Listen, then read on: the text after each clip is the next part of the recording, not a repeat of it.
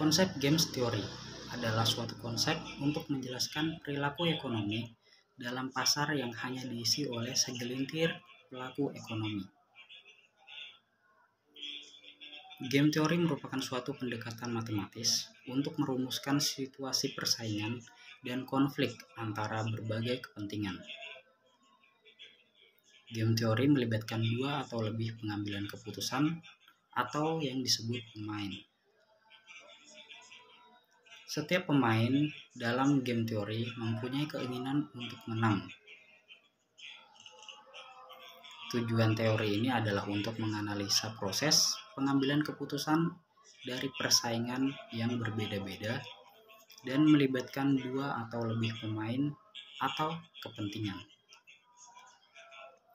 Kegunaan dari teori permainan adalah metodologi yang disediakan untuk menstruktur dan menganalisa masalah pemilihan strategi. Dengan menggunakan teori permainan, maka langkah pertama adalah menentukan eksplisit pemain, strategi yang ada, dan juga menentukan preferensi serta reaksi dari setiap pemain. Landasan konsep ini sudah diterapkan oleh Cornut pada tahun 1838 dan Bertrand pada tahun 1883 dengan mengembangkan model aksi-reaksi dalam pasar duopoli. Model ini mulai dikembangkan lebih lanjut oleh Epworth pada tahun 1925 dan dikukuhkan sebagai teori melalui karya dari John von Neumann dan Oscar Mockreston dalam bukunya yang berjudul The Theory of Games and Economic Behavior tahun 1944.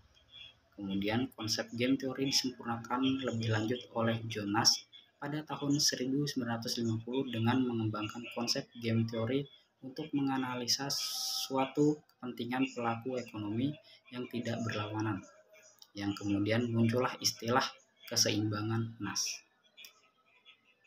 Konsep game teori ini bekerja atas asumsi informasi yang simetris atau tiap pemain memiliki informasi yang sama.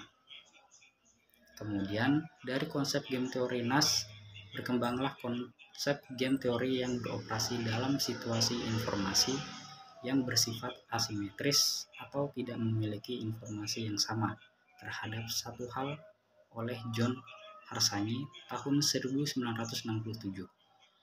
Dan game teori dikembangkan lagi oleh Reinhard Salton dalam bentuk situasi yang lebih dinamis. Menurut Salton, perubahan tindakan seorang pemain tidak hanya ditentukan oleh kenyataan peluang untuk memperbaiki posisi. Oleh karena itu, frekuensi permainan akan mempengaruhi strategi permainan bagi setiap orang.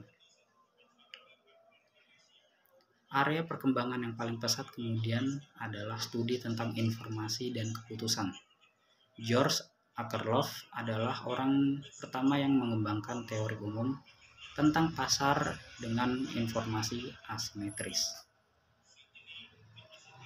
Dia menjelaskan betapa pentingnya informasi pasar dalam tulisannya yang bertajuk The Market for Lemons. Ia mencontohkan seorang penjual atau salesman mobil yang lebih mengetahui tentang mobil yang dijualnya daripada calon pembeli. Melalui penelitian dari Joseph Stiglitz, mengemukakan yang paling terkenal adalah tentang screening, yaitu teknik yang digunakan seorang pelaku ekonomi untuk mengambil informasi yang semestinya pribadi dari pelaku lainnya.